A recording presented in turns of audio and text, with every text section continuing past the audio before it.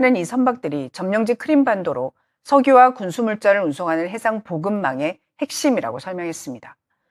러시아 역시 즉각 반격에 나섰습니다. 같은 날 우크라이나 전역을 대상으로 대규모 미사일과 드론 공격을 실시해 수미주와 키이우, 오데사 등 여러 지역에서 사상자가 발생했습니다. 특히 러시아는 탄도미사일 6발을 포함한 미사일 12발과 드론 121대를 발사했는데요.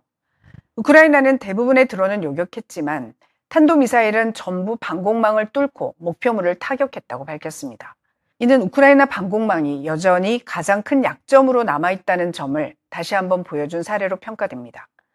우크라이나 공군 대변인 유리 이흐나트는 국영방송과의 인터뷰에서 현재 상황을 다음과 같이 설명했습니다.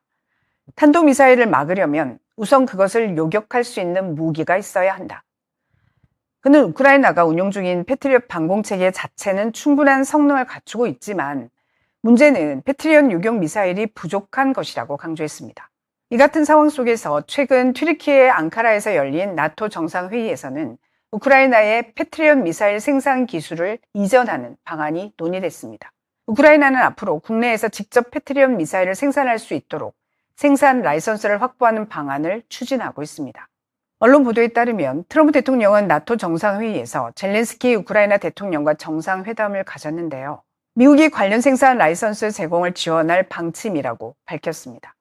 또한 나토 32개 회원국은 이번 정상회의에서 올해와 내년에 걸쳐 총 800억 달러 규모의 안보 지원을 우크라이나에 제공하기로 약속하며 우크라이나의 방위 역량을 지속적으로 지원하겠다고 밝혔습니다. 다만 실제 생산까지는 상당한 시간이 필요할 것으로 전망되는데요.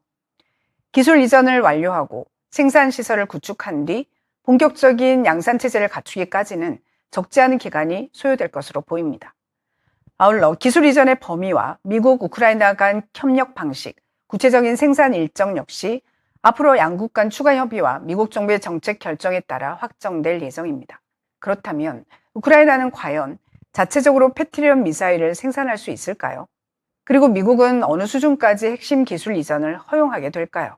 미국은 패트리엇 미사일의 생산량을 연간 2,000발 수준까지 늘리는 방안을 추진하고 있습니다. 하지만 생산량을 늘리는 일은 생각처럼 간단하지 않습니다. 미국 전략국제문제연구소는 보고서를 통해 핵심 문제를 지적했는데요.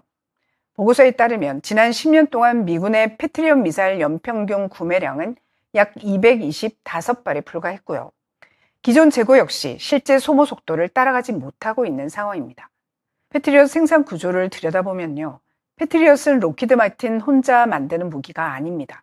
록히드 마틴이 최종 조립을 맡고 보잉은 유도장치, L3 해리스는 고체 로켓 모터를 생산하는 등 여러 협력 업체가 함께 만들어야 합니다. 문제는 병목 현상이 최종 조립이 아니라 핵심 부품 생산에서 나타나고 있다는 점입니다.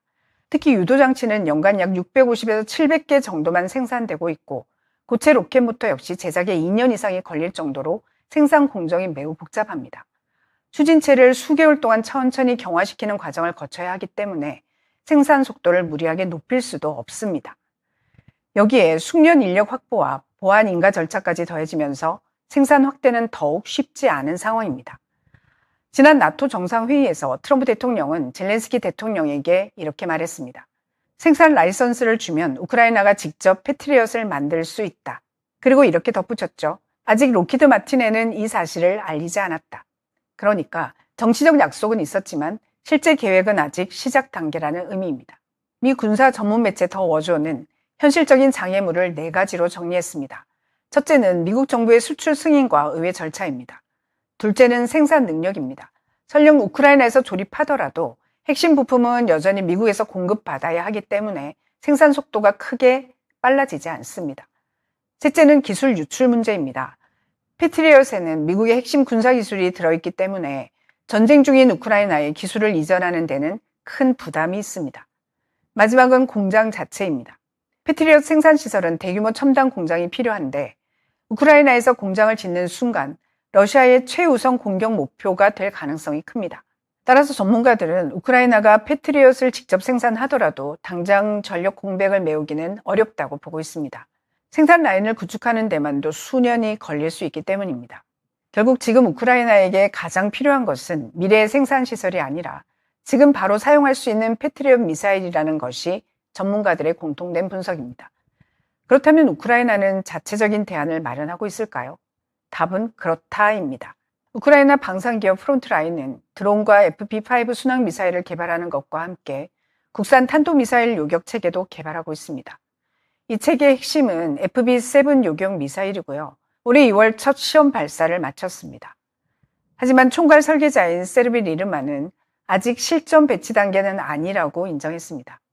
그는 공기 역학적 성능은 확보했지만 실전 운용을 위해서는 지휘 통제 체계, 데이터 링크, 그리고 유럽 협력국이 공급해야 하는 유도장치 등 핵심 요소의 통합이 아직 완료되지 않았다고 설명했습니다. 다시 말해 하드웨어는 상당 부분 완성됐지만 소프트웨어와 시스템 통합은 아직 진행 중이라는 겁니다. 전문가들은 이 사업이 성공할 경우 장기적인 의미는 매우 크다고 평가합니다. 다만 이러한 성과는 전쟁이 끝난 이후에야 기대할 수 있는 미래의 과실입니다. 현재 키이우 상공에는 여전히 당장 사용해야 하는 패트리엇 미사일이 절실한 상황이고요.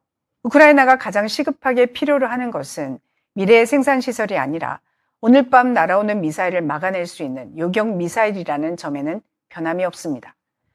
미국의 패트리엇 미사일 공급망이 단기간에 병목을 해소하기 어려운 상황이라면 유럽에는 이를 대체할 수 있는 자체 방공 체계가 있을까요?